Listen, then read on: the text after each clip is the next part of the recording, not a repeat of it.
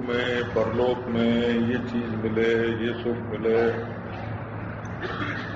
ये चीज मिले और ये सुख मिले और ये इज्जत मिले, ये कुर्सी मिले, तो देह वासना, लोक वासना और शास्त्र वासना ये तीनों ज्ञान में रुकावट डालते हैं, वो अड़चन है, प्रतिबंधक। देह वासनया जंतो हो, लोक वासनया च, शास्त्र वासनया ज्ञानम यथावन नैव जायते। ये बात है।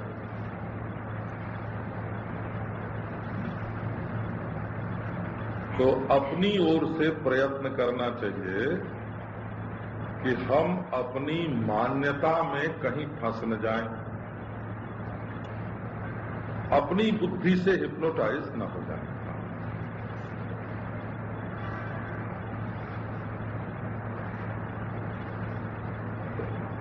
अब अपनी ओर से तो हो प्रयत्न ज्ञान प्राप्त करने का, और गुरु जी अनुग्रह करें, जो तत्वज्ञानी पुरुष है वो अनुग्रह करें। और अनजान गुरु अनुग्रह करके भी क्या करेगा?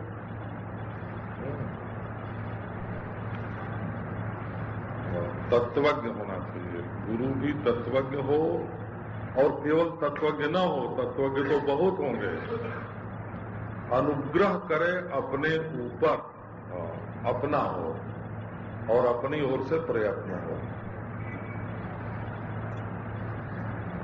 अज्ञान सर्पदष्टस्य ब्रह्म ज्ञान औषधम विना किमु वेदैश्च शास्त्रैश्च किमु मंत्रैः किमौषधैः। डंक मार गया बिच्छू और दवा हो रही है सांप की, और डस गया सांप और दवा हो रही है कांटा करने की। जैसी तकलीफ हो उसकी दवा होनी चाहिए ना।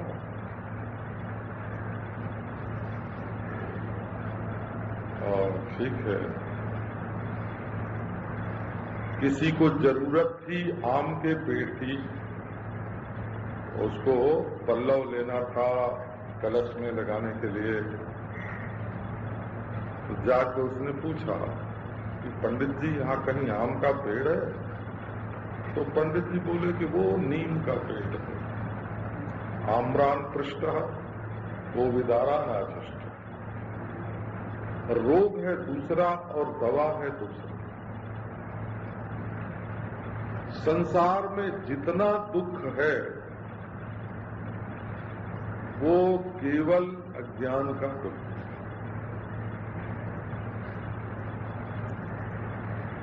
मृत्यु का दुख है, वियोग का दुख है,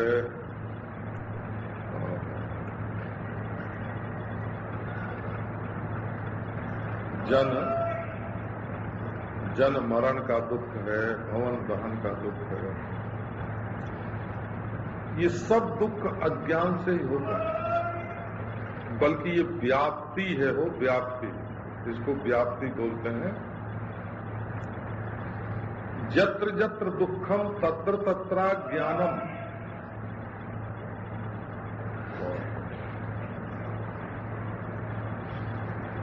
जहां जहां दुख है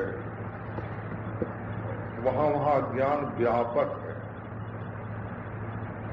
दुख व्याप्य है और अज्ञान व्यापक है। अज्ञान व्याप्य दुख है। कोई दुखी हो और अपने को समझदार मानता हो कि हम बड़ी समझदारी से दुखी हो रहे हैं, तो समझदारी से जो दुखी होगा वो तो ढोंगी होगा, वो तो दुख का ढोंग करेगा। ना समझ, ना समझी और दुख, ये दोनों एक साथ होते हैं।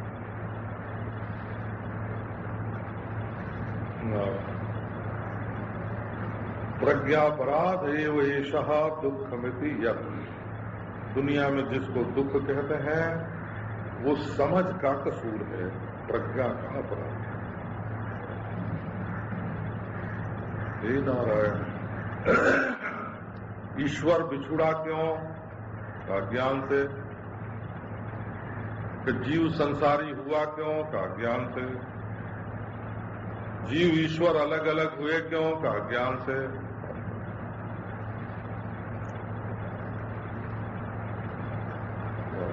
ये जो हमारे मन में आता है ना, कभी कभी हम सबसे एक हो जाए, कभी आता है सबसे अलग हो जाए। हाँ, ऐसा भी आता है, क्योंकि आत्मा सबसे निराला है, असंग है, निरपेक्ष है, तो सबसे अलग होने का भी मन में आता है। और कभी कभी ऐसा भी मन में आता है कि सबके साथ मिल जाए, सबका सुख, सबका दुख, सबकी रानी, सबकी सैनी, सबके साथ हम मिल जाएं। तो ये दोनों आत्मा के स्वरूप।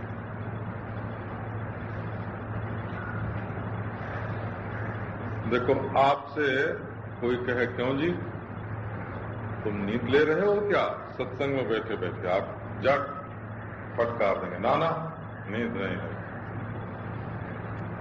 क्यों? बोले नींद आपका स्वरूप नहीं है। अच्छा, तो कहें कि तुम पापी हो, जट बोलोगे ना मैं पापी नहीं। अच्छा, कोई कहे बेवकूफ हो, तो कहोगे ना ना हम बेवकूफ नहीं है। क्यों? कि असल में तुम निर्मल हो, मल तो दूसरा तुम्हारे ऊपर आरोपित कर रहा है। तुम ज्ञान स्वरूप हो, अज्ञान तो तुम्हारे ऊपर आरोपित कर रहा है, कोई तुम्हारा स्वरूप नहीं है।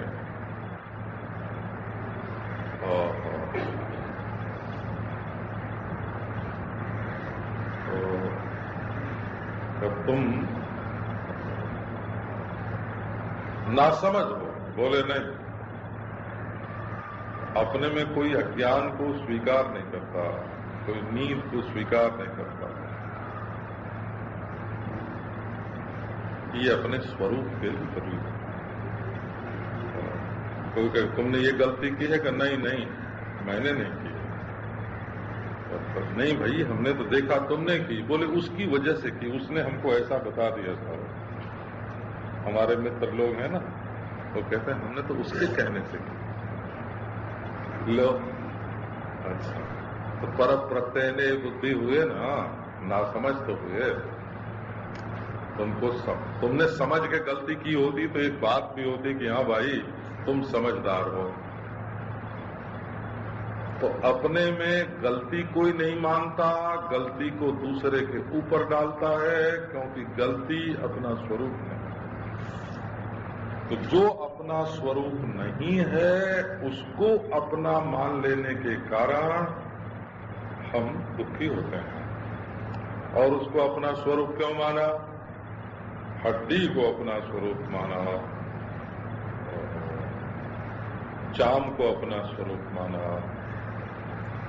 नाखून को, बाल को।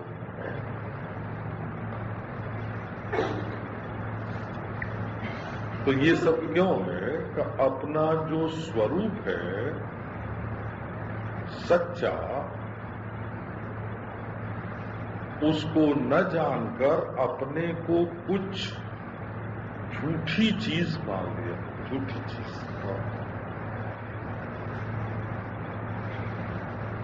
तो अज्ञान के सांप ने तुम्हें डस रखा है। अपने आत्मा की पूर्णता को तुम नहीं जानते।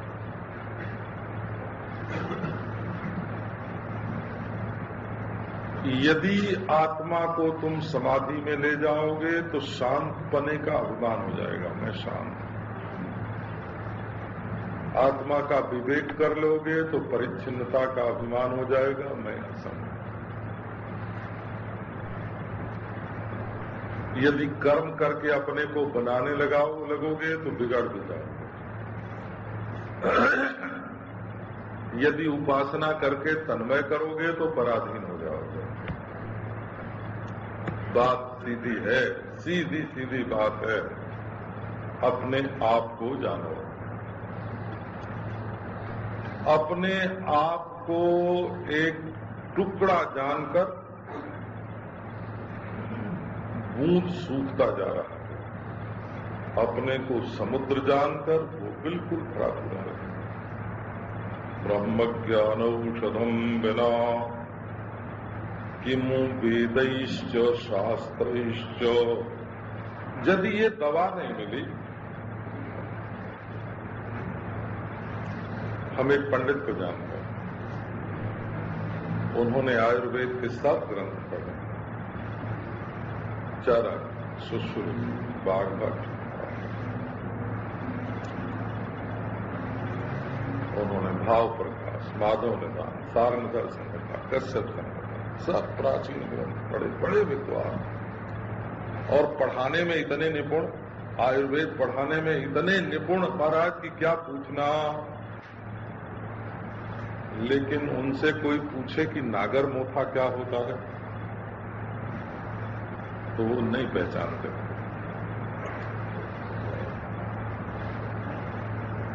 वो गिलोय तक नहीं पहचानते। तो वो आयुर्वेद का ज्ञान किस काम का? किमु वेदैश्च शास्त्रैश्च।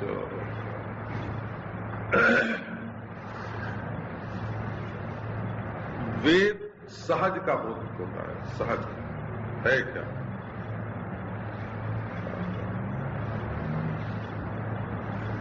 शास्त्र क्या करें क्या न करें, कर्म शास्त्र जो है वो हम क्या करें क्या न करें समझाता है, और ज्ञान शास्त्र ये ऐसा है, ये ऐसा है, ये ऐसा है समझाता है।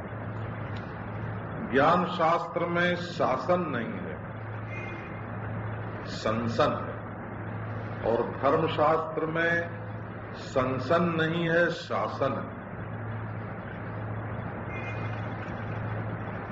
क्या करोगे वेद पढ़ के, शास्त्र पढ़ के, मंत्र पढ़ के, औषधियों के बारे में जान के, जब अपने आप को ही ठीक ठीक नहीं जाना।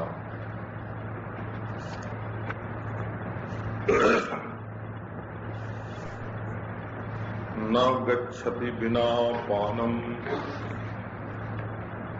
व्याधि औषध शब्दतः बिना परोक्षानुभवम ब्रह्म शब्दैर्न मुच्यते।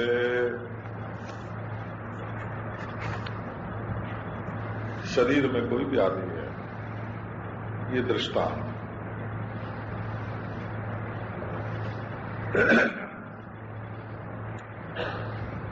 व्याधि माने आपके मन में चिंता हुई और वो चिंता स्थूल हुई तो व्याधि होती। पहले होती है आधि और फिर होती है व्याधि।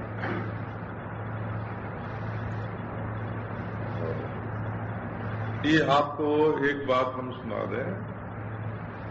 जैसे कोई कहते हैं ना कि योग से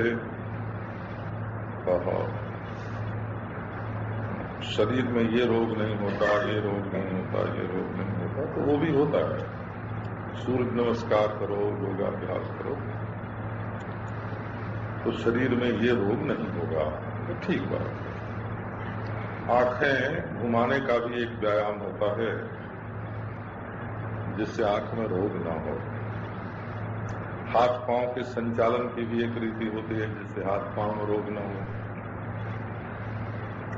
कैसे कैसे उठना बैठना, मोर की तरह मयूरासन कर लो, ऊंट की तरह उष्ट्रासन कर लो। तो ये ठीक है कि योगासन करने से, प्राणायाम करने से शरीर के रोग निवृत्त होते हैं। ये बात मैं मानता हूं, बोला मानता हूं, जानता हूं, अनुभव करता हूं। पर हमारे जो शास्त्र है ना प्राचीन, उनका अभिप्राय ये नहीं था कि हम करें योग और उससे फल लें बाहर स्थूल। उनका अभिप्राय है कि हम बाहर करें योग और भीतर उसका फल उत्पन्न हो। फल हमेशा वृत्त्यात्मक होता है। तो जब से ये साइंस युग, वैज्ञानिक युग आया ना, ये तो भौतिकवादी है, तो ये कहता है हम जो कुछ करेंगे उसका फल हमारे शरीर में उत्पन्न होगा। और हमारे महात्मा लोग कहते थे कि हम जो कुछ करेंगे उसका फल हमारे मन में उत्पन्न होगा, और मन में उत्पन्न होकर शरीर में आवेगा। तो ये तो महाराज धारा ही बदल गई।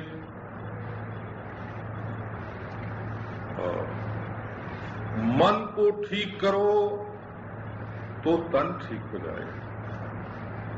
तुम्हारे मन में ऐसी ऐसी असंगतियां भरी हैं जो किसी धातु को शरीर में परिपुष्ट होने देती नहीं है। तुम बाहर की दवाओं पर, बाहर की क्रियाओं पर तो बड़ी भारी आस्था रखते हो, परंतु वो शरीर के भीतर किस शरीर में जाकर, किस धातु में, किस कफ में, किस वात में, किस पित्त में, किस प्रक्रिया से क्या परिवर्तन करती हैं कि ये तो तुमको मालूम ही नहीं है।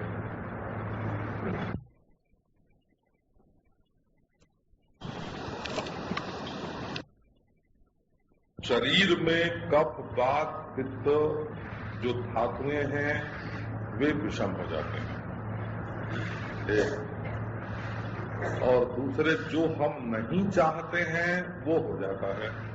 बीमार पड़ गए, हम नहीं चाहते हैं कि ऐसा हो और हो गया।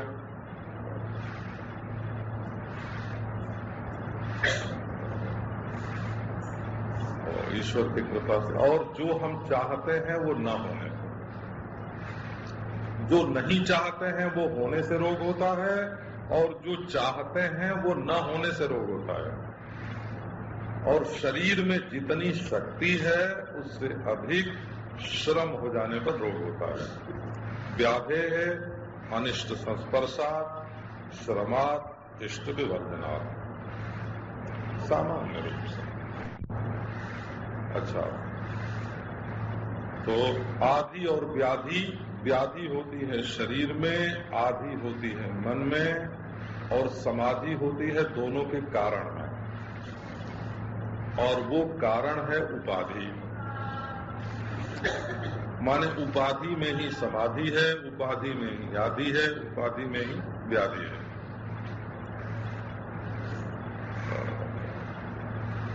वो एक बच्चा शीशे के सामने बैठा था और शीशे में अपनी तस्वीर देख रहा, तो किसी ने चाकू लेके शीशे में जो उसकी तस्वीर दिखती थी ना उसकी तरफ किया, और बच्चा को बड़े जोर से चिल्लाया। उसने सोचा कि ये चाकू शीशे की तस्वीर में नहीं लग रहा है, हमको लग रहा है ना? तो ये संसार के जितने दुख हैं, जितने संयोग हैं, वियोग हैं, उन्नति है, अवनति है, राज्यों का उत्थान है, पतन है, ये सब का सब ये उपाधि का खेल है। ये उदय और ये लय, उदय और विलय, ये सब उपाधि में होता है। हमने तो अपने आप को भुलाकर जो दिखता है ना शीशे में, अंतःकरण के सात्विक अंतःकरण की उपाधि में जो अपनी तस्वीर दिखती है, कभी मूढ़, कभी विक्षिप्त, कभी शांत, उसको हम अपना मैं समझते हैं बस। तो भला ऐसी चीज को हम तस्वीर को, छाया को, प्रतिबिंब को मैं क्यों समझने लगे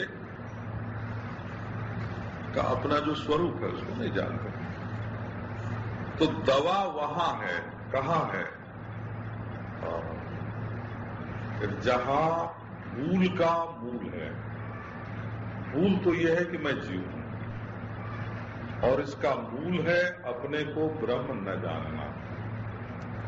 तो जब अज्ञान को मिटा देंगे तो भूल मिट जाएगी, और भूल मिट जाएगी तो उपाधि के सारे दुखों के साथ अपना संबंध ही छूट जाएगा। तो भाई केवल औषध औषध औषध, दवा दवा दवा नाम जप कर रहे हैं। किसका नाम जप करते हैं? ना दवा का नाम जप करते हैं।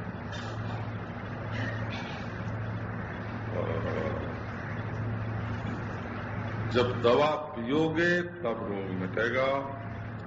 केवल दवा दवा का जप करोगे, आप जानते हो ना, ये तो आपने सुना होगा। एक बालक एक दिन रात को जब जगा तो हाथ जोड़ रहा था, हे प्रभु, जापान की राजधानी मास्को बना दे।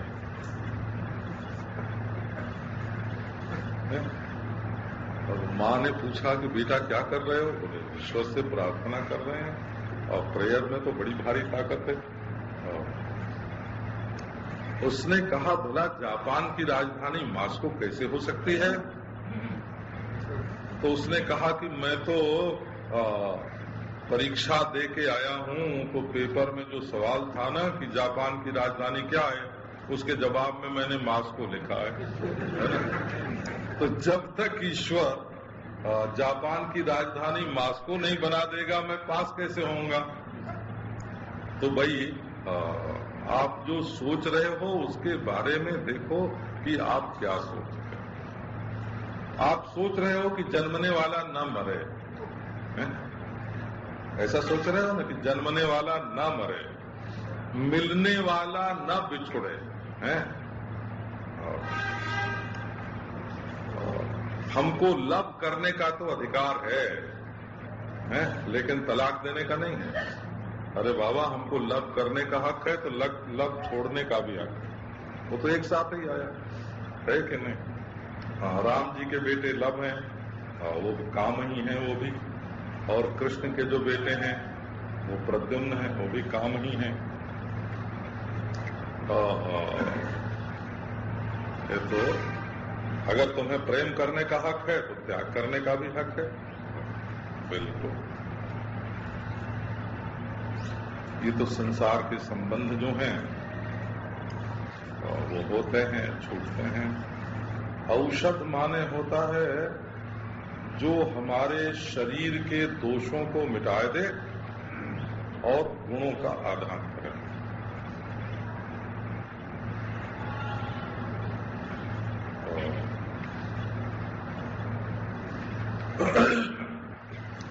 देखो, हमारे एक मित्र हैं, उनको हुआ डायबिटीज। तो डॉक्टरों ने उनको बताया कि तुम घी की चीज खाया करो, खाने में कोई हर्ज नहीं। वो मिले हमको तो हमसे भी बोले कि तुमको डायबिटीज है तो क्या घी की चीज खाया करो, घी में बड़ी ताकत है, बड़ा बल है। अब बात क्या हुई आप देखो, वो तो थे बहुत दुबले पतले, कमजोर थे, है ना? तो उनको तो डायबिटीज में घी नुकसान नहीं करता था, और मैं था मोटा, है ना? तो डायबिटीज में हमको घी नुकसान करता। घी का गुण जो है वो ठीक है, परंतु वो किसके लिए है किसके लिए नहीं है ये देखना पड़ता है। अब एक हमारे मित्र थे नारायण, वो प्राकृत चिकित्सक थे। हो तो कोई भी उनके पास जाए तो वो झट प्राकृत चिकित्सा शुरू कर देते थे। इतना टब में बैठो और पेट ऐसे मलो, और है ना, इतना आसन करो, और पालक की पत्ती और है ना ये सब पत्तियां निचोड़ के उनका रस लो, घास की तरह उनको खाओ। अब वो तो थे पहले से ही दुबले पतले बेचारे, कमजोर। 21 दिन की चिकित्सा में तो वो बिल्कुल खाट पर पड़ गए, उठने की ताकत ही नहीं रही। तो शरीर में ताकत हो और मांस भी हो, तो मांस को घटाने के लिए ताकत कम न हो जाए, इसका ध्यान रखते हुए उपवास की चिकित्सा और प्राकृत चिकित्सा चलेगी। यदि रोगी के अधिकार की परीक्षा नहीं होगी तो तो औषध की परीक्षा बिल्कुल भौतिक हो जाएगी। इसी से पेटेंट दवाएं जो हैं वो खाने में डर रहता है, डॉक्टर से सलाह लेके खाना चाहिए, बाजार में से पेटेंट दवाएं खरीद के नहीं खाना चाहिए। तो कभी जप कर रहे हैं क्या कि दवा दवा दवा दवा, जप करने से काम नहीं बनेगा, दवा पीनी पड़ेगी। तो बोले ठीक है, रोग की निवृत्ति के लिए दवा का सेवन करना पड़ता है। तो बिना परोक्षानुभवम ब्रह्म शब्दैर्न मुच्यते। एक सज्जन है और ब्रह्म ब्रह्म ब्रह्म ब्रह्म बोल रहे हैं, बोलते रहते हैं ब्रह्म। अब ये ब्रह्म महाराज यदि जाने बूझे बोला जाए तो ये क्या होता है आपको बता दें, है?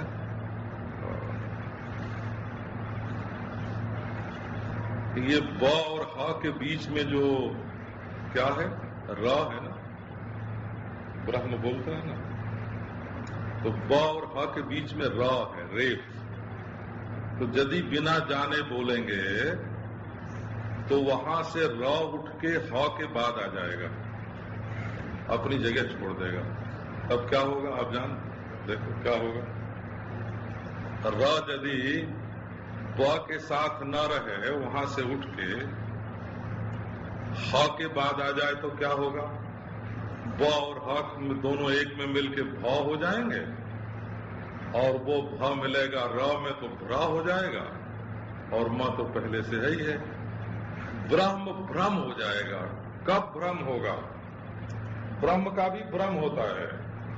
ब्रह्म शब्द भ्रम शब्द बन जाएगा यदि आप उसके बारे में सोचे विचारे बिना कोई काम करेंगे।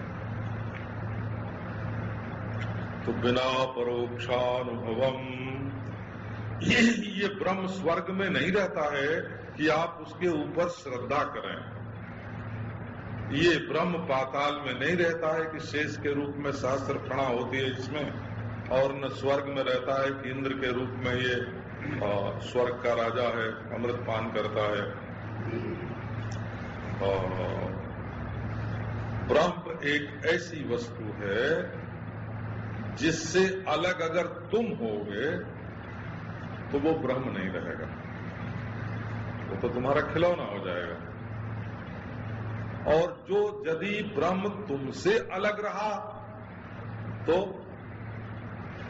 अरे वो तो जड़ हो जाएगा। तुमसे अलग होकर ब्रह्म हो जाएगा बेहोश, और ब्रह्म से अलग होके तुम हो जाओगे टुकड़े, परिच्छिन्न, कट पिट जाओगे। तो ब्रह्म ज्ञान का जो औषध है वो न नरक स्वर्ग के समान श्रद्धा करने का है, न ऊपर उड़ के सातवें आसमान में वैकुंठ में जाने का है। और वो ब्रह्म का मरने के बाद अनुभव नहीं होता, इसी जीवन में अनुभव होता है। और वो परोक्ष पर विश्वास नहीं है, वो अपरोक्ष अनुभव है। और ये दृष्ट है, और हमने सुना है शास्त्रार्थ इस बात पर बड़े बड़े विद्वानों का, जैसे यज्ञ करने से एक अपूर्व की उत्पत्ति होती है, वो अंतःकरण में रहता है, और वो समय पर स्वर्गाकार परिणाम को प्राप्त होता है, हम सुखी होते हैं। ये ब्रह्म ऐसी चीज नहीं है। ब्रह्म है ना, हाथ कंगन को आरसी क्या, अपरोक्षानुभव का अर्थ है हाथ कंगन को आरसी क्या।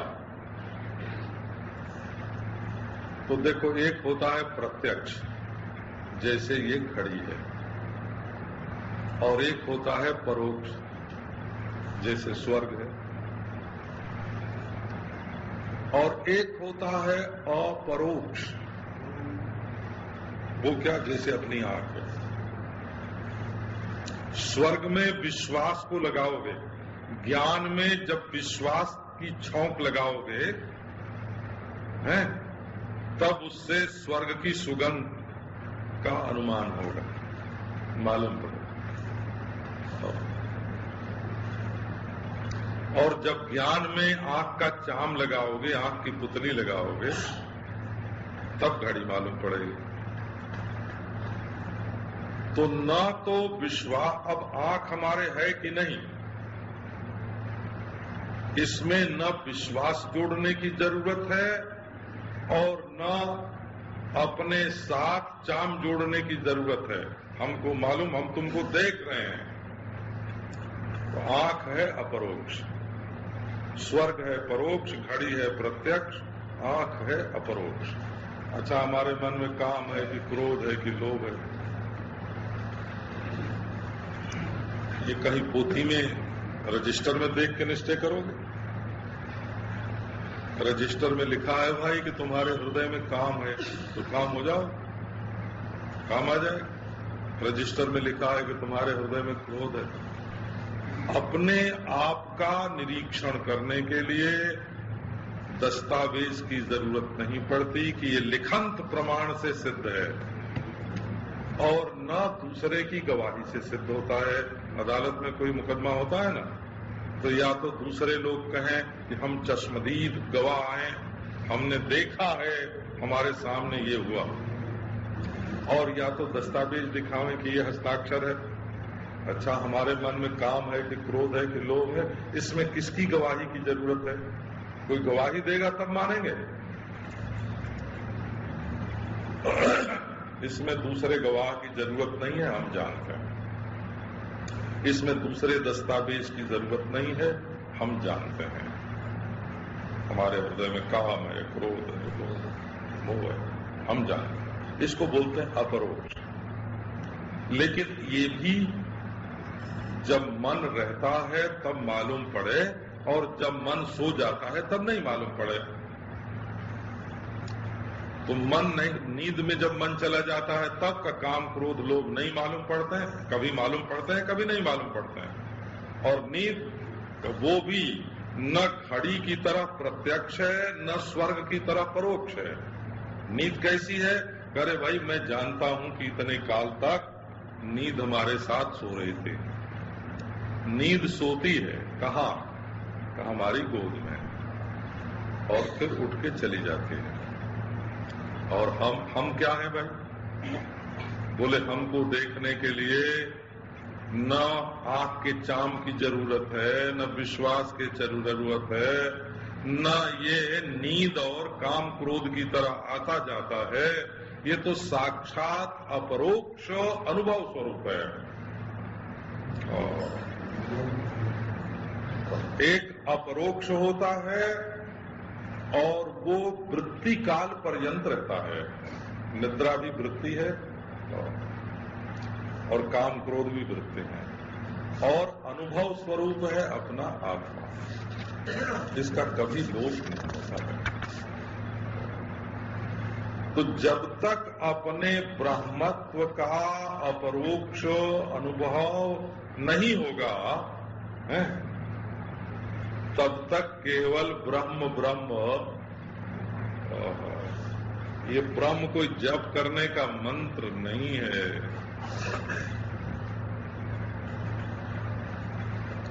ये ब्रह्म कोई स्मरण करने की वस्तु नहीं है, ब्रह्म कल्पना की वस्तु नहीं है, ब्रह्म देखने की वस्तु भी नहीं है, ब्रह्म घड़ी के समान देखने की वस्तु नहीं है, और स्वर्ग नरक के समान विश्वास करने की वस्तु नहीं है, और दूसरे के मन की तरह कल्पना करने की वस्तु नहीं है, पहले देखे हुए के समान स्मरण करने की वस्तु नहीं है, और ये प्रत्यक्ष घटी आदि पदार्थों से विलक्षण है, और ये परोक्ष अनुभव के कारण आने वाले स्मरण से भी विलक्षण है, ये अनदेखी वस्तु की कल्पना से भी विलक्षण है, ये आने जाने वाले काम क्रोध स्वप्न निद्रा से भी विलक्षण है।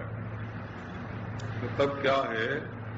ये तो अनुभव स्वरूप है, इसलिए ये स्मरण करने के लिए नहीं है, जप करने के लिए नहीं है, कल्पना करने के लिए नहीं है। ये तो अनुभव स्वरूप है। भवम भवम इति अनुभवम। जो कुछ होता है, आप लोग कभी उपनिषद पढ़ते होंगे, उसमें एक मंत्र आता है, प्रतिबोध विदितम मतम अमृतत्वम ही बिंदते। केन उपनिषद में प्रतिबोध विदितम मतम।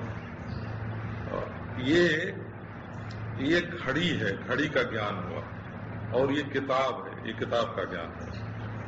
ये लाउड स्पीकर है, ये लाउड स्पीकर का ज्ञान हुआ। ये स्त्री है, स्त्री का ज्ञान है। ये पुरुष है, ये पुरुष का ज्ञान है। चीजें तो अलग अलग रही, लेकिन इनमें ज्ञान नाम की एक ऐसी वस्तु है जो एक है कि नहीं? स्त्री अलग है, पुरुष अलग है, घड़ी अलग है, किताब अलग है, लाउड स्पीकर अलग है, लेकिन ज्ञान एक है। 100 आदमी, 200 आदमी, 300 आदमी दिख रहे हैं, 300 आदमी दिख रहे हैं, और आंख एक है। आंखें 2 दिख रही हैं, लेकिन मन एक है। मन बदलता रहता है, परंतु मैं बदलने वाला नहीं हूं। ये है अपरोक्षानुभव। तो केवल ब्रह्म ब्रह्म ब्रह्म करने से ये नहीं, ये बड़े वेदांती हो गए। महाराज कोई शून्य पर व्याख्यान दे गया तो भी वेदांती, अनेकांत पर व्याख्यान दे गया तो भी वेदांती है, और थोड़ी कोई युक्ति पूर्वक बात कह दी तो भी वेदांती। उसका नाम वेदांत नहीं होता है। अकृत्वा दृश्य विलयम अज्ञात्वा तत्वमात्मनः बाह्य शब्दै कुतो मुक्ति उक्तिमात्र फलैर्नृणाम्। अकृत्वा दृश्य विलयम अज्ञात्वा तत्वमात्मनः। एक पुरानी बात है, 35 वर्ष की समझो।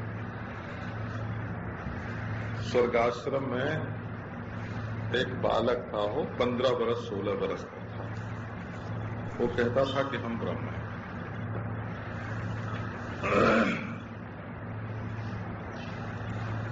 तो वो कहता था हम ब्रह्म हैं, हमारी जो मर्जी होगी सो करेंगे, कोई रोकने वाला क्या है। अब वो गंगा जी में घुस जाए, गंगा जी की धारा तो वहां बड़े घर के लोग डरे कि बाबा बह न जाए, और गंगा जी में घुस जाए और तैरे और खेले और कोई मना करे तो माने नहीं।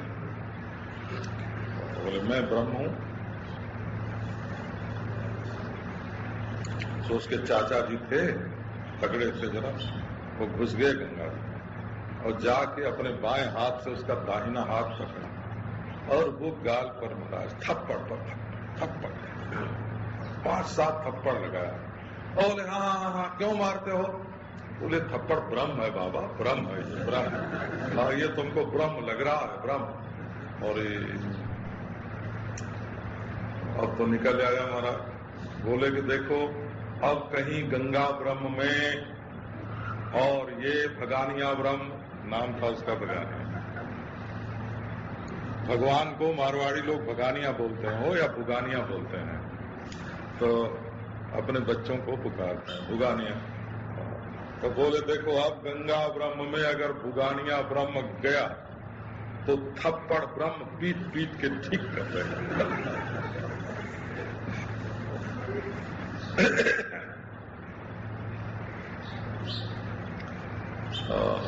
एक बालक था 16-17 वर्ष का, मंदिरों में था, अब तो बड़ा हो गया। तो वो कहता था मैं ब्रह्म।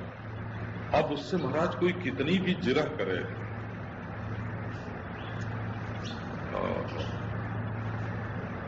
तो बोले कि ये तो सत्य। तो भाई तुम ब्रह्म हो तो रोते क्यों हो? बोले मैं थोड़े रोता हूं, शरीर रोता है, मन रोता है। बोले ऐसे बोले, किसी को पीठ पर हाथ न रखने दे, एकदम 8 गांठ कुंबई। बोले कि ये काम तो शरीर ने किया, मैंने तो किया ही नहीं। तो मिश्रा जी एक दिन उससे बात करने लगे। तो उसके बोले भाई कि देखो तुम तो हंस रहे हो और वो रो रहा है, तो जो तुम हो वही वो कैसे होगा? बोले कि नहीं, तो शरीर उसका रो रहा है, मन रो रहा है, मैं हंस रहा हूं, मन हंस रहा है, इसमें आत्मा की क्या बात? उसने कहा देखो वो मानता है कि मैं दुखी हूं और तुम मानते हो कि मैं सुखी हूं, तो दोनों दो हुए कि नहीं? अब वो महाराज एक जगह विरह करते करते मिश्रा जी ने उसको पकड़ ही लिया, मान लिया उसने कि हाँ वो अलग है और मैं अलग। तो ये बच्चों का खेल नहीं है कि अरम अरम बरम बरम करते रहे। अकृत्वा दृश्य विलयम अज्ञात्वा तत्वमात्मनः, दृश्य का विलय करना पड़ता है और अपने आत्मा के तत्व को जानना पड़ता है। अब ये दृश्य का विलय क्या है? ये बड़ी मजेदार बात है। अब एक बात कहो तो हम सुना दें कि जिन लोगों ने सत्संप्रदाय से वेदांत का अध्ययन नहीं किया है उनको दृश्य विलय शब्द जो है इसका अर्थ समझ में नहीं आएगा। हमारे एक आश्रम में साधुओं का वहां एक दिन शास्त्रार्थ आपस में बहस हो, सत्संगी लोग करने लगे। वो तो जिस बात को नहीं, आजकल देखो घर घर में राजनीतिक नेता पैदा हो गए कि नहीं, ऐसी ऐसी राजनीति की आलोचना वे लोग करते हैं जो राजनीति का ख भी नहीं जानते हैं, है कि नहीं? ऐसे ब्रह्म ज्ञान में जो लोग ब्रह्म की परछाई भी नहीं पहचानते हैं वो भी ब्रह्म की आलोचना करते हैं। क्या हुआ कि बोले भाई ये घड़ा जो होता है ये माटी है, ये बात कैसे मालूम पड़े? तो बोले कि लाओ घड़े को फोड़ दें, माटी की माटी। अरे तो घड़ा फूटने पर न वो माटी होगी, जब तक घड़ा है तब तक घड़ा है और घड़ा फूट जाएगा तो माटी हो जाएगी। अब महाराज दो पक्ष हो गए कि घड़ा न फूटने पर भी माटी ही है और एक पक्ष हो गया कि नहीं फोड़े बिना तो माटी हो गई नहीं। अब महाराज दोनों में झगड़े की नौबत आ गई, वो आंख लाल हो गई हो और चेहरा चढ़ गया, दोनों पक्ष से बात मोबाइल साहब चढ़ गया। अब आप सोचो कि क्या ब्रह्म और दृश्य ठीक वैसे ही हैं जैसे माटी और घड़ा? वैसे तो घड़ा न फूटे तब भी माटी ही है और फूट जाए तब भी माटी ही है। यदि वस्तु की परीक्षा हो गई तो कंगन बना हुआ है तब भी सोना है, फूट गया तब भी सोना है। वो तो उसकी आकृति से निरपेक्ष स्वर्ण तत्व जो है वो आकार से निरपेक्ष है। वो सिल्ली है तब भी और गला हुआ है तब भी, वो कण कण है तब भी, जेवर है तब भी, सोना तो सोना है। लेकिन दृश्य विलय क्या है? असल में जिसकी समझ में सोना और जेवर अलग अलग हो गए हैं उसकी समझ से सोना और जेवर का जो अलगाव है उसको मिटा देना, अलगाव को मिटा देना, समझ में मिटाना पड़ेगा।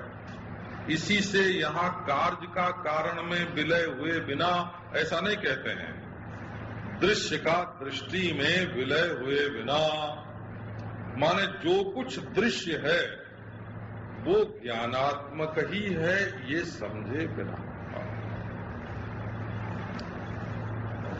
यदि दृश्य में अन्य पदार्थ नहीं है तो दृश्य दृष्टि से पृथक हो गई नहीं।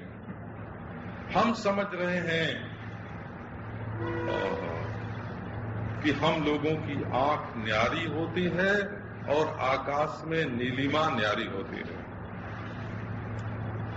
आप जानते होंगे इस बात को कि हमारी आंख चूंकि एक हद से दूर नहीं देख सकती, इसलिए जहां नहीं देख पाती वहां नीला मालूम पड़ता है।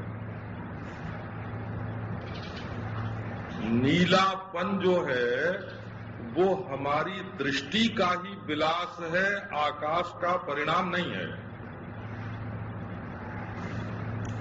आकाश बदल के नीला नहीं बना है, हमारी आंख आकाश के विस्तार को जान नहीं सकती, इसलिए वो नीला मालूम पड़ता है। ये सोपाधिक भ्रम है। जब तक नेत्र रहेंगे तब तक नीलिमा जरूर दिखेगी, क्योंकि नेत्र पूरे आकाश को देख नहीं सकते। अब नीलिमा का विलय करना है, कहाँ करें भाई? आकाश में करें कि आंख में करें? है ना? आओ नीलिमा को रगड़ के आकाश से एक कर दें। गाओ तोड़ फोड़ के नीलिमा को अपनी आंख से एक कर दें। कहाँ होगी एक? आप ये विचार करो, वो दृश्य नीलिमा जो है वो कहाँ एक होगी? नारायण। अरे भाई, आकाश में तलवार मत चलाओ। आकाश तलवार चलाने के लिए नहीं है, ये समझने के लिए है कि आकाश के विस्तार में न नीलिमा विकार है, न परिणाम है, न आरंभ है। नीलिमा परमाणुओं के जोग से नहीं बनी है, नीलिमा आकाश का विकार नहीं है। नीलिमा दूध से जैसे दही बनता है वैसे विकार नहीं है, और नीलिमा आकाश का परिणाम भी नहीं है।